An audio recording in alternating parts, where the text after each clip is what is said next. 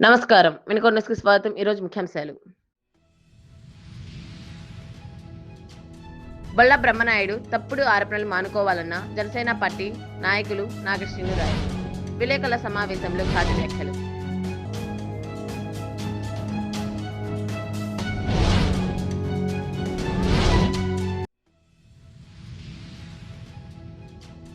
పురపాలక సంఘం నూతన కమిషనర్గా కోడూరు శివరామ ప్రసాద్ బాధ్యతల స్వీకరణ.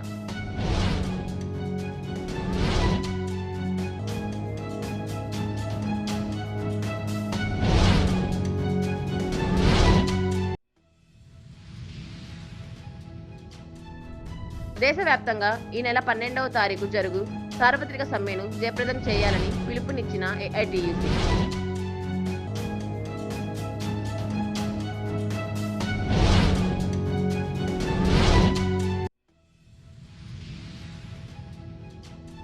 చేసిన తప్పు బయటపడుతుందేమో అని వైసీపీ ప్రజలను రెచ్చగొట్టే వ్యాఖ్యలకు పాల్పడుతుందని జనసేన నాయకులు నాగశ్రీనురాయలు అన్నారు.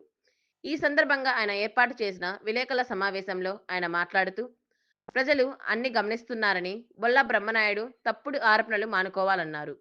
అందుకే 150 నుండి 11 స్థానాలకు దించారని ఎద్దేవా చేశారు.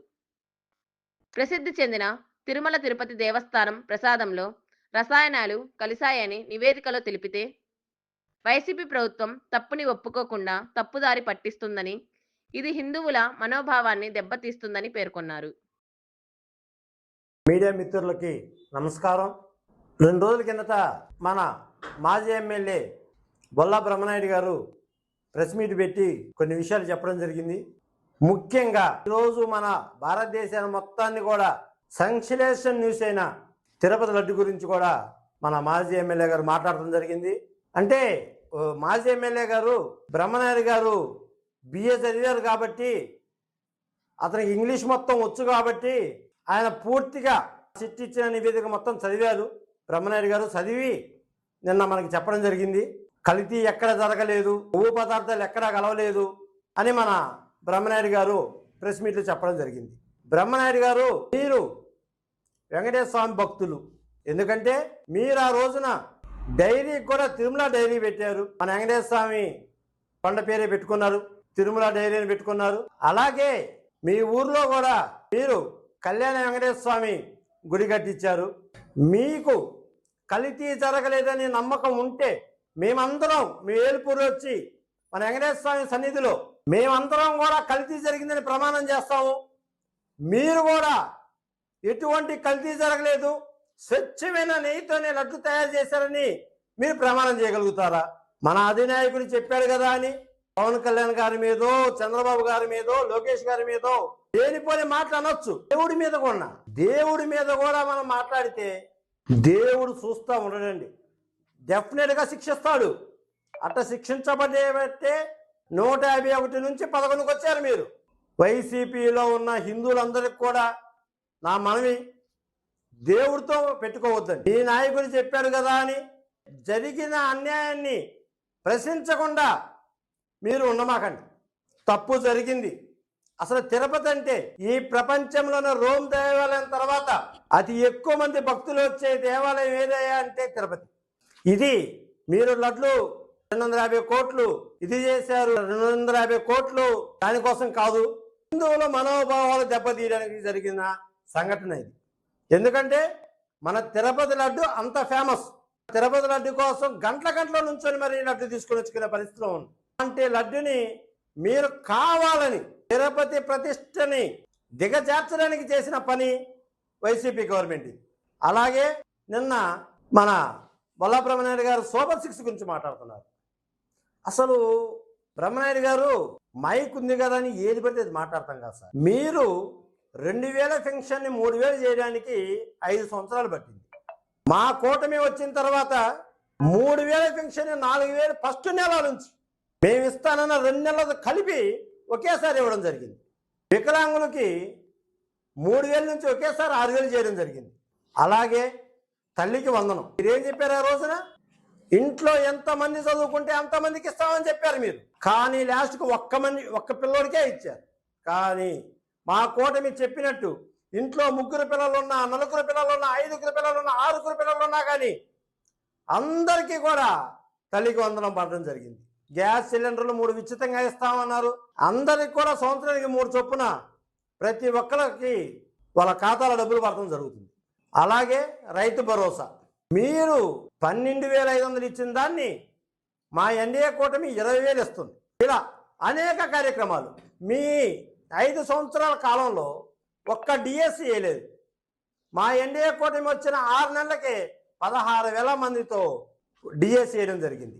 అలాగే కానిస్టేబుల్ నియమించడమే కాకుండా ఎప్పటి నుంచో వాళ్ళ స్టేపండ్ 4,500 ఉన్నదాన్ని ఒక్కసారిగా 12,500 చేసింది మా ఎన్డీఏ కూటమి.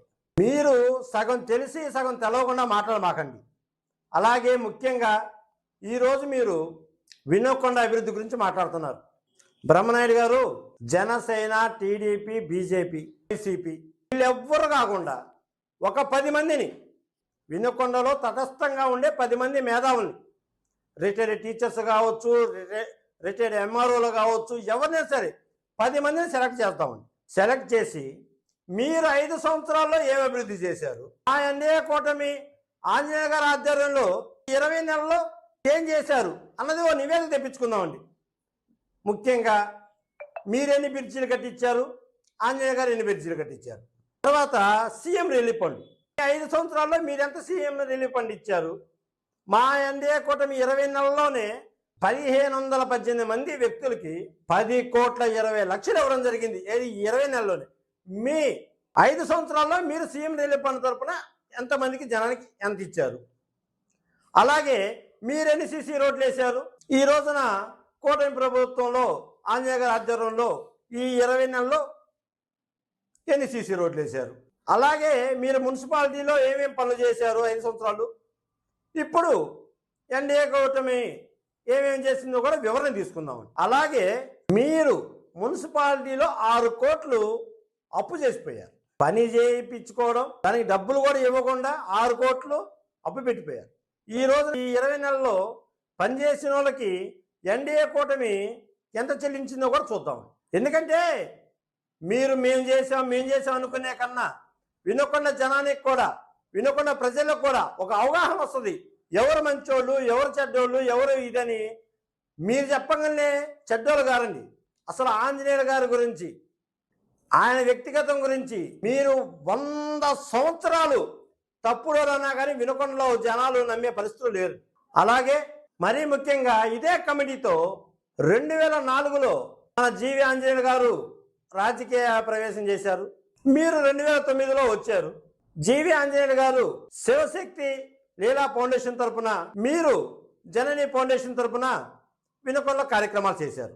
వీటి గురించి కూడా మనం ఒక కమిటీ వేద్దామండి. ఎందుకంటే 2004 నుంచి శివశక్తి లీలా ఫౌండేషన్ తరఫున ఏమేమి కార్యక్రమాలు జరిగినాయి, జనని ఫౌండేషన్ తరఫున మీరేమేమి కార్యక్రమాలు చేశారు, ఎంతమందికి కళ్ళు ఆపరేషన్లు జనని ఫౌండేషన్ తరఫున చేశారు, శివశక్తి ఫౌండేషన్ తరఫున ఎంతమందికి చేశారు. ఎందుకంటే డబ్బు ఉండగానే సరిపోదండి, అది పెట్టే గుణం కూడా ఉండాలి. ఆ గుణం మెండుగా జీవి ఆంజనేయ గారి దగ్గర ఉంది. మీ దగ్గర పెట్టే గుణం లేదని వినోకొండ ప్రజానికాన్ని మొత్తానికి తెలుసు.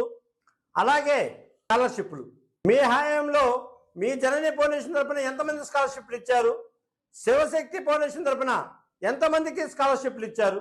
మన శివశక్తి ఫౌండేషన్ తరఫున అనేక మందికి స్కాలర్షిప్లు ఇచ్చారు. అలాగే మన విలేకరుల పిల్లలు కూడా బాగా చదువుకునే వాళ్ళు ఉంటే వాళ్ళకు కూడా 10,000 చొప్పున స్కాలర్షిప్లు ఇవ్వడం జరిగింది. మీరేమేమి ఇచ్చారు. ఎందుకంటే మీరు పోటీ పడుతున్నారు కదా, ఆంజనేయుల గారి కన్నా నేను తోపు తులువు అని పోటీ పడుతున్నారు కాబట్టి ఇవన్నీ కూడా ఉండాలి. ఇవన్నీ కూడా వినోకొండ జనానికి ఎవరు మేలు చేస్తున్నారు అన్న విషయం తప్పకుండా తెలుసుకోవాలి. రైలు ఢీకొని వ్యక్తి మృతి చెందిన సంఘటన వినుకొండ మండలం విఠనరాజుపల్లి వద్ద చోటు చేసుకుంది. రైలు బండి ఢీకొని వ్యక్తి మృతి చెందినట్లు సమాచారం అందుకున్న పోలీసులు సంఘటన ప్రాంతానికి చేరుకొని పరిశీలించారు. మృతుడి వివరాలు ఇంకా తెలియాల్సి ఉంది. ఇది ప్రమాదమా లేక ఆత్మహత్య అనే కోణంలో పోలీసులు దర్యాప్తు చేస్తున్నారు. పురపాలక సంఘం నూతన కమిషనర్గా కోడూరు శివరామ ప్రసాద్ బుధవారం బాధ్యతలు స్వీకరించారు. సాధారణ బదిలీలో భాగంగా ఈయన విజయవాడ మున్సిపల్ కార్పొరేషన్ శానిటరీ సూపర్వైజర్గా విధులు నిర్వహిస్తూ వినుకొండ కమిషనర్గా బదిలీపై వచ్చారు. బాధ్యతలు చేపట్టిన కమిషనర్ను manager Arjunrao, sanitary inspector Ismail, RI Manikanta, AE Adinarayana, ఇతర విభాగాల అధికారులు, సిబ్బంది, కమిషనర్‌ను మర్యాదపూర్వకంగా కలిసి పుష్పగుచ్చాలు అందజేసి అభినందనలు తెలియజేశారు. వినుకొండ పట్టణం ఏనుగుపాలెం రోడ్డులోని రాష్ట్ర మహేంద్ర సంఘం కార్యాలయంలో ఇటీవల హైదరాబాద్ నెహ్రూ ఆర్ట్ గ్యాలరీలో డాక్టర్ వజ్రగిరి జస్టిస్ జాతీయ స్థాయిలో గోల్డెన్ మాస్టర్ స్ట్రోక్ అవార్డు సాధించిన మహేంద్రమాత మేదరి పెయింటింగ్ను ఆవిష్కరించి జస్టిస్ను ఘనంగా సత్కరించారు. ఈ కార్యక్రమానికి ఆంధ్రప్రదేశ్ రాష్ట్ర మహేంద్ర సంఘం రాష్ట్ర అధ్యక్షుడు జొరిగే మస్తాన్రావు అధ్యక్షత వహించి చిత్రపటాన్ని ఆవిష్కరించారు. వజ్రగిరి జస్టిస్ చిత్రకళా నైపుణ్యాన్ని ప్రశంసించారు. పెరుమాళ్లపల్లి మేజర్ పరిధిలోని వినుకొండ మైనర్ కాలువ తూమును కొంతమంది గుర్తు తెలియని వ్యక్తులు అడ్డగించడంతో నీటి సరఫరాకు అంతరాయం ఏర్పడింది.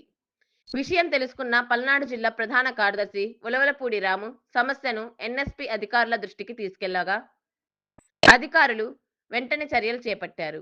స్పందించిన అధికారులకు రాము కృతజ్ఞతలు తెలిపారు. అందరికీ నమస్కారం అండి. గత వారం రోజుల నుంచి పెరుమాళ్లపల్లి మేజర్పై వినుకొండ టౌన్కి వచ్చే మైనర్ కాలువ రైతులు మరి ఎవరో కొంతమంది గుర్తు తెలియని వ్యక్తులు రాళ్ళేసి ఈ యొక్క మైనర్ని పూర్తిగా బ్లాక్ చేయడం జరిగింది. ఏదైతే వినుకొండ మైనర్ పైన సుమారు 300 ఎకరాల రైతులు మిర్చి, పొగాకు, మొక్కజొన్న రైతులు అనేక కష్టాలు పడి ఆ బ్లాక్ చేసిన తూముని బాగా చేయాలని చూసి పాపం వాళ్ళు ఎంత ప్రయత్నం చేసినా అసలు కష్టపడి ఎంత ప్రయత్నం చేసినా కాలేదు. ఆంధ్రప్రదేశ్ రైతు సంఘానికి వినుకొండ నియోజకవర్గ అధ్యక్షులు వెనిగల్ల బాలాజీ గారు రాత్రి ఫోన్ చేసి రేపు ఉదయం మీరు ఖచ్చితంగా ఒకసారి పెరుమాళ్లపల్లి మేజర్ని విజిట్ చేయాలి, ఈ మైనర్ కింద ఉన్న అనేక మంది రైతులు ఇబ్బంది పడుతున్నారు అని ఇవాళ ఉదయం 10 గంటలకు ఫోన్ చేయడం జరిగింది. మేము వచ్చి ఇక్కడ పరిశీలించిన తర్వాత ఎన్ఎస్పి మైనర్ కాలువ కాబట్టి మనం ఏదైనా ఒక నిర్ణయం తీసుకొని ఏదైనా చిన్న చితక డ్యామేజ్ కింద మైనర్ కింద జరిగితే అది మనకి మంచిది కాదు అనే ఆలోచనతో ఎన్ఎస్పి ఈ శ్రీనివాసరావు గారికి ఫోన్ చేసి తెలియజేయడం జరిగింది. తెలియజెప్పరచగానే వెంబడే జేఈ హేమంత్ గారిని ఇక్కడ పంపించి జేఈ హేమంత్ గారు, ఆంధ్రప్రదేశ్ రైతు సంఘం, రైతులు అందరూ కూడా కృషి చేసి ఏదైతే ఈ కాలువని పెద్ద పెద్ద రాళ్లతో గుర్తు తెలియని వ్యక్తులు బూట్ చేశారో ఆ కాలువలో ఉన్న రాళ్ళని ఇక్కడున్న యువకులు పెద్దవాళ్ళందరూ కూడా ఇలాంటి పైపులు కర్రలతోటి కష్టపడి 2 గంటల సేపు కష్టపడి ఆ రాళ్ళన్నీ కూడా తీసి ఆగిపోయిన నీళ్ళని కిందకి పారేయడం జరిగింది. దేశవ్యాప్తంగా ఈ నెల 12వ తారీఖు జరుగుతున్న సార్వత్రిక సమ్మెను జయప్రదం చేయాలని ఏఐటియుసి నాయకులు పిలుపునిచ్చారు. ఈ సందర్భంగా బూదాల శ్రీనివాసరావు మాట్లాడుతూ కేంద్ర ప్రభుత్వం తీసుకొచ్చిన 4 లేబర్ కోడ్లను రద్దు చేయాలని, కనీస వేతనం 35,000 ఇవ్వాలని, మహాత్మా గాంధీ జాతీయ గ్రామీణ ఉపాధి హామీ పథకాన్ని యథావిధిగా అమలు చేయాలని, కార్మిక సంక్షేమ బోర్డును పునరుద్ధరించాలని తదితర డిమాండ్లతో 12వ తారీఖు జరిగే దేశవ్యాప్త సమ్మెలో యావత్ మంది కార్మికులు, రైతులు పాల్గొని సమ్మెను జయప్రదం చేయాలని కోరారు. వినుకొండ న్యూస్ సమాప్తం. తిరిగి రేపటి న్యూస్లో కలుద్దాం. అంతవరకు సెలవు. నమస్కారం.